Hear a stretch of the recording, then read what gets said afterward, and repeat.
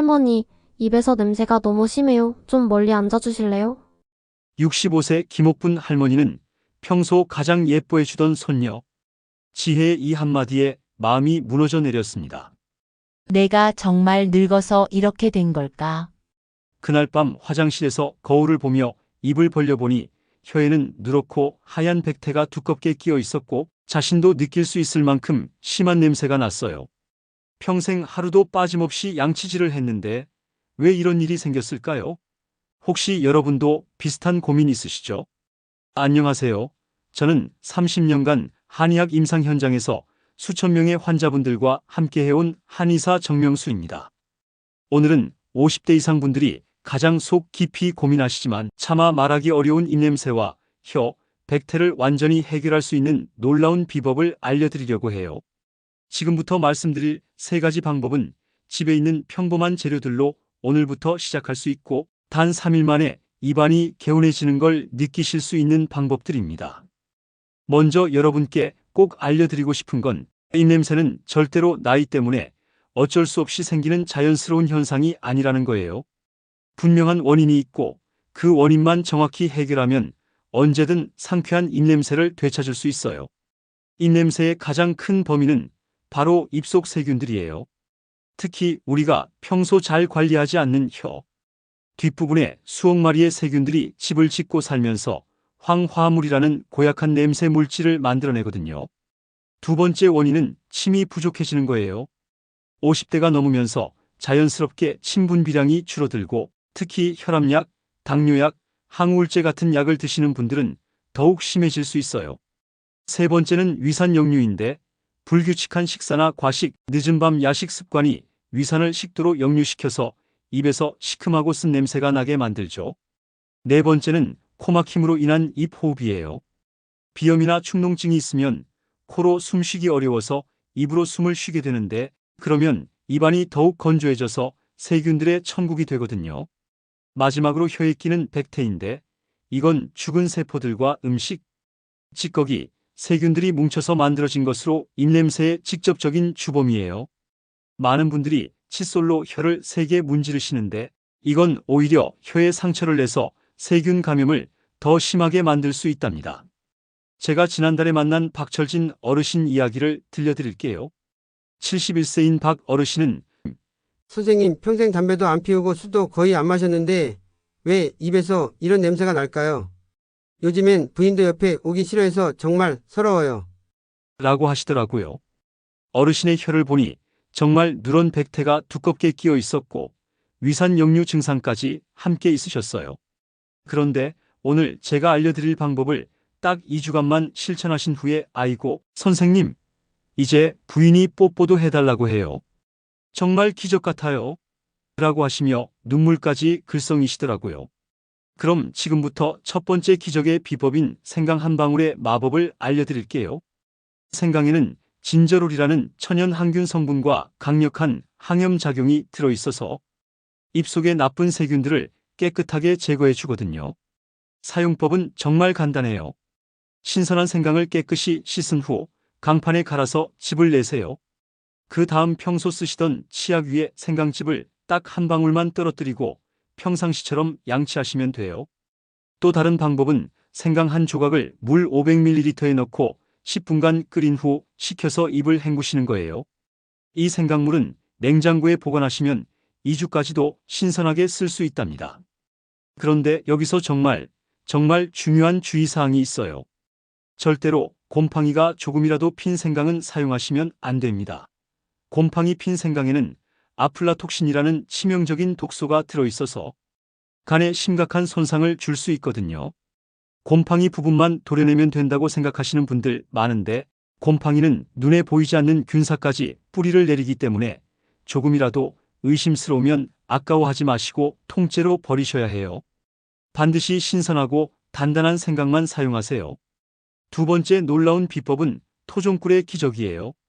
입냄새의 주요 원인 중 하나가 바로 위산 역류라고 말씀드렸는데 토종꿀에는 천연 항생물질과 각종 소화효소들이 풍부하게 들어있어서 위 점막을 보호하고 소화 기능을 크게 개선시켜줘요. 사용법은 이래요. 아침에 일어나서 공복일 때나 식사를 거르게 될 때 미지근한 물 한 컵에 순수 토종꿀 한 스푼을 넣어서 천천히 마시세요. 꿀이 위벽을 감싸면서 위산의 역류를 막아주고 동시에 소화도 도와줘서 일석이조의 효과를 볼 수 있어요. 다만 당뇨병이 있으신 분들은 반드시 담당 의사 선생님과 상담하신 후에 드셔야 해요. 혈당 조절이 가장 우선이니까요. 자, 여기서 잠깐만요. 혹시 지금까지 들으시면서 이런 평범한 재료들로 정말 효과를 볼 수 있을까 하고 의심하신 분들 계시죠? 그런데 이건 정말 예고편에 불과해요. 지금부터 말씀드릴 마지막 비법이 여러분을 가장 깜짝 놀라게 해드릴 거거든요. 세 번째 혁신적인 비법은 바로 자일리톨 백태 용해법이에요. 자일리톨은 일반 설탕과 달리 세균들이 먹이로 사용할 수 없어서 오히려 세균의 활동을 억제하고 특히 혀 백태를 자연스럽게 분해해서 제거하는 놀라운 효과가 있어요. 방법은 정말 간단해요. 저녁에 모든 양치를 끝내신 후 잠자리에 들기 바로 전에 순수 자일리톨 가루 반 티스푼을 입에 넣고 침과 함께 5분 이상 천천히 녹여주세요. 그리고 나서 물로 살짝만 헹구시면 끝이에요. 자일리톨이 밤새도록 입속에서 세균들의 활동을 차단하면서 백태를 부드럽게 분해해줘서 아침에 일어났을 때 정말 개운한 느낌을 받으실 거예요. 꼭 100% 순수 자일리톨 가루를 사용하시고 다른 첨가물이 들어간 제품은 피하세요. 이제 하루 완전 관리 루틴을 정리해서 알려드릴게요.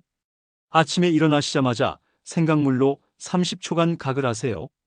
그 다음 아침 식사 후에는 치약에 생강즙 한 방울을 섞어서 2-3분간 꼼꼼히 양치하시고요.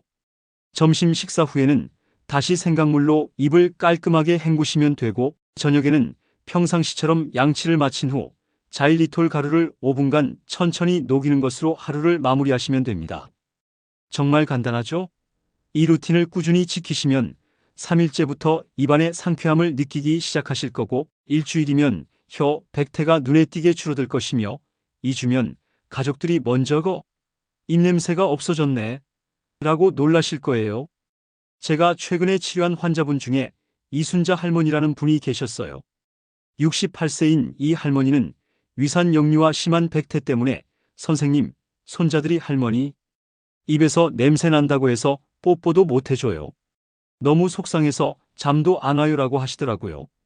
그런데 이 방법들을 정확히 3주간 실천하신 후에 오셔서 아이고, 선생님, 이제 손자들이 할머니한테 달려와서 뽀뽀해달라고 조르는데 얼마나 행복한지 몰라요. 라고 하시며 환하게 웃으시는 모습을 봤을 때 정말 보람을 느꼈답니다. 평소 생활에서도 몇 가지만 더 신경 쓰시면 효과를 배가시킬 수 있어요. 가장 중요한 건 충분한 수분 섭취인데 하루에 깨끗한 물을 최소 8잔 이상은 드셔야 해요.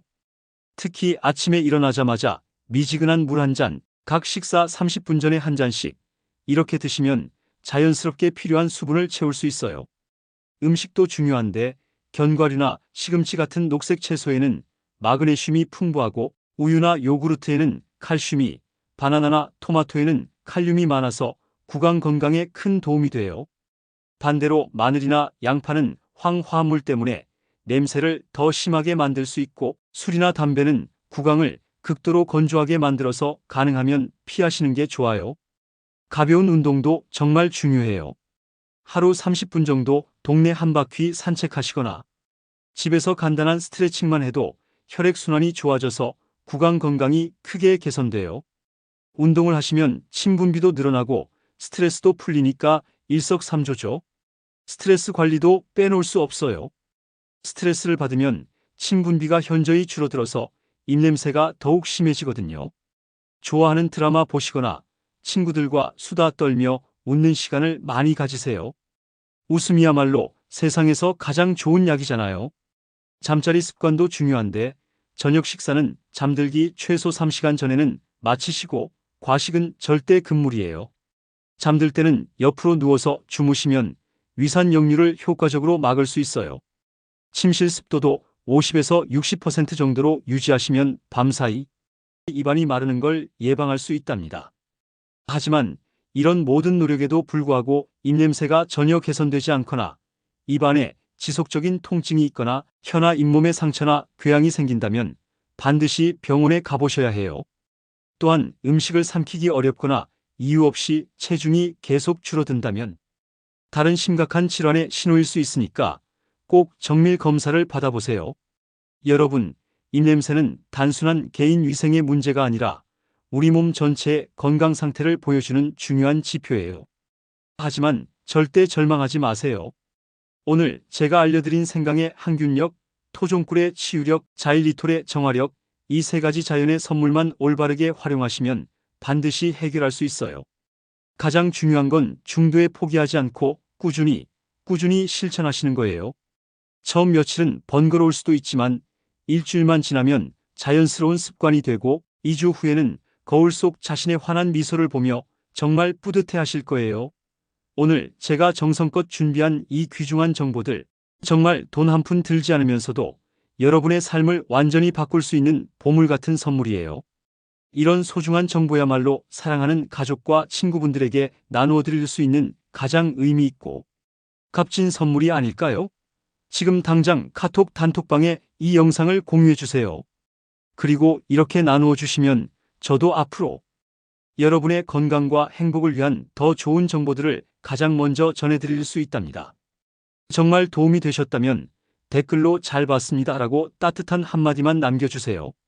여러분의 소중한 댓글 하나하나에 사랑의 하트로 감사의 마음을 꼭 전해드릴게요. 그리고 이 댓글 공간은 여러분들끼리 자유롭게 소통하고 정보를 나누는 따뜻한 소통의 마당으로 편하게 활용해 주세요. 오늘도 건강하고 행복하고 활기찬 하루 보내시고 다음에 또 더욱 유익한 이야기로 꼭 만나 봬요. 감사합니다.